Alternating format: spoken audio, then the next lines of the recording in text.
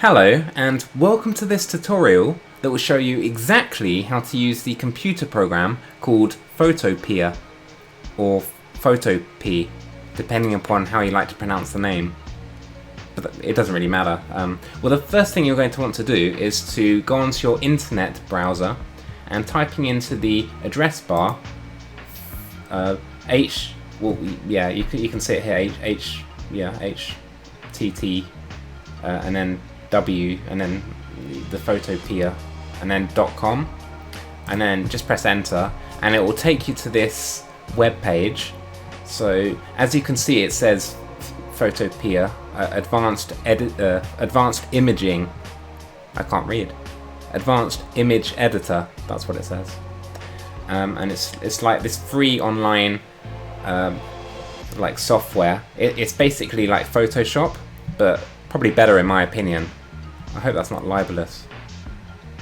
The reason why I say it's better is because I don't actually know how to download Photoshop, so that's probably the main reason why it's better. I actually don't know how to obtain Photoshop, so I've got no idea. So if anyone knows in the comments, and let me know, that'll be really useful. But anyway, we're talking about this program now, Photopea. So once it's opened, you'll see a screen that resembles something similar to this. So we have this box here, and in this box you can click new project. So if we just click that, just wait for it to load. Okay, let's try clicking it again. So as you can see, it takes you to this screen here, which says new project. So this allows you to start a new project. You can type a name if you want to. So let's just backspace here and let's type in new project, because that will be the name of the new project that we're working on. We'll keep the width and the height the same. DPI, I don't even want to begin to mess with that because I don't know what it does. And then here you can just press create, or you can use templates here. There's a vast selection of templates, but I think we'll just create a blank project. So you just press create here, like that, and it takes you to this screen here. So we've got a blank white screen, but if you don't like the color, you can go down here and then just change the color. So let's try this one. Just press OK. It's still a white screen. This layer is locked. Okay, so that didn't work too well, but maybe if we go to layer, new layer. Okay. So I think we've just made a new layer. On this tab here, we can see background and layer 1. So we've just added a new layer, so that's exciting. Let's try and do something on this layer. So this is pen. Okay. It's very slow to load. That's the only issue with this program so far. So okay. I think we're on pen. So let's try and change the color. Okay, well, yeah, okay, that's fine. We'll keep it as it is. Okay, so it's done like a line with 3 dots. Oh, okay, there we go. I wanted this greeny bluey color, but it's picked red. So it hasn't worked out colors yet. I guess this is a new program, but we have to work with what we have. So it's produced this very impressive shape. Let's see if we can improve on the shape. Here we go. So it's a very abstract picture we're making at the moment. Let's see if there's any other options we can do to edit the picture. Try this brush tool.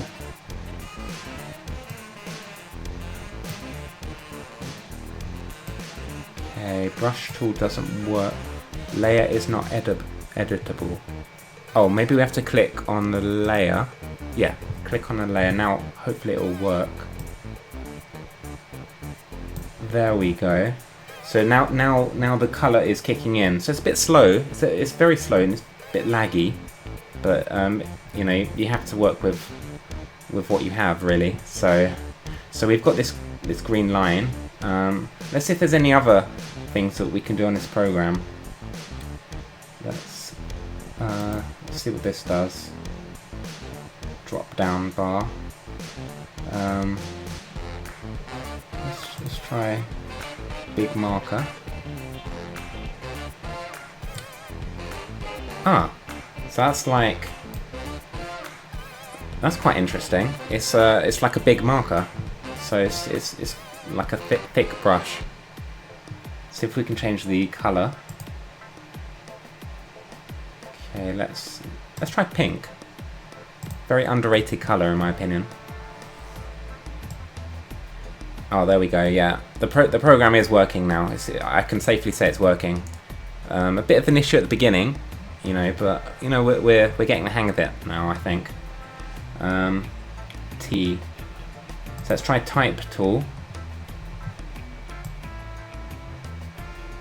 So I think this is like a text box. So I think you can just type text. So you just click and drag to produce the box, and let's type some text.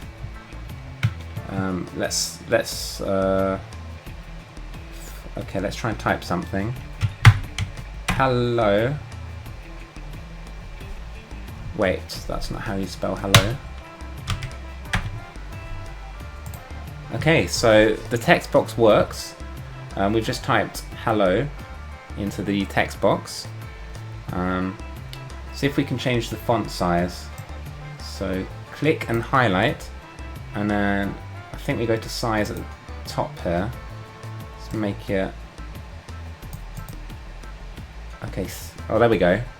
So you can change the font size. So there is that option. Let's see what book does. I'm guessing there's like loads of stories. It has a storytelling feature. So let's try bold. Okay, that maybe we have to highlight it because that didn't work. Okay, now let's try bold here. Not much of a story, I have to say, but I think the text is slightly thicker now.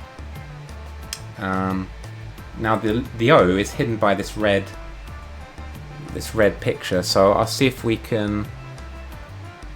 No, I think we'll just leave it as it is. Actually, I prefer it, and I don't think you can actually change. Yeah, once you type text, it may be covered by the picture that you've drawn beforehand, so that's a slight disadvantage if you're really into your typing and your text typing. Okay, so let's go through a few more options. What else do we have? Rectangle select. Let's try rectangle select. Yeah, I can safely confirm that is a rectangle and it has been selected. Let's see if we can click and drag. So the rectangle moves, the picture doesn't change at all. Pretty useless, really. It's just I guess if you need practice with your rectangles, it just shows a rectangle. We'll move on to this one. Lasso select. Let's try a lasso as select.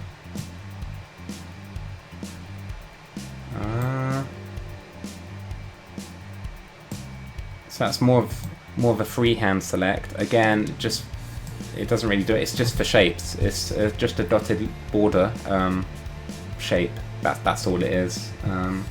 So I guess it's if you're like at a young age and you're learning your shapes, this is really the tool for you. Okay, let's see what else we have. See image, adjustments, brightness, contrast. I didn't quite see that. Let's try again. What was that? Image. It was image, and then adjustments, and then brightness, contrast. Text layer must be rasterized first. So you have to bear in mind, once you go on this program, it does speak in riddles sometimes. So that's something you may want to be aware of. Let's try clicking on this layer again. Let's see what this one does. Clone tool. I'm excited to see what clone tool does. So let's try and clone something. Select clone. Doesn't let you actually use the program. There's a lot of hidden text in there that prevents you from doing anything. So that's a little drawback with this program. Let's make a new layer. So we go layer, then new, then layer. So we've mastered making new layers. So this is layer 2. Let's click eyedropper. Okay. Desperately clicking on eyedropper. That doesn't work. Not going too well, I have to say. This program is letting me down a little bit, only a little bit. Still far better than Photoshop in my opinion, because it's accessible. So that's one thing. What else do we have here? Layer, select, filter, render, sharpen, stylize, other. High pass. Let's try high pass. So we're on 3px. Let's see if we can alter that. Let's make it 37px, and then you just press OK. And that has done absolutely nothing. So if you like to waste time, then just change the px. Just make it 37px. Why not? You know. What else? Window. Character. Okay, so we press window, then character, then this pop-up bar. This has appeared. So I wasn't expecting anything to happen, but something has happened. So that's exciting. Let's click PP. Yeah, that didn't work either. We'll leave that be. It's not doing any harm. Let's try more. Let's see what language we can change the language. So we got English. Not sure. AR. I don't know. We got BG. We got BO. We got CA. And we've got so many languages to pick from. I think we'll stick with English because that's the only language I know. So yeah, I'm fine with English. So, but it's useful. So if you want to change the language, that's how you do it. Is there anything else? Image size. Yeah, it's pretty self-explanatory. I guess that changes the image size. Canvas size. No idea what that does. Let's try and click it. More PX.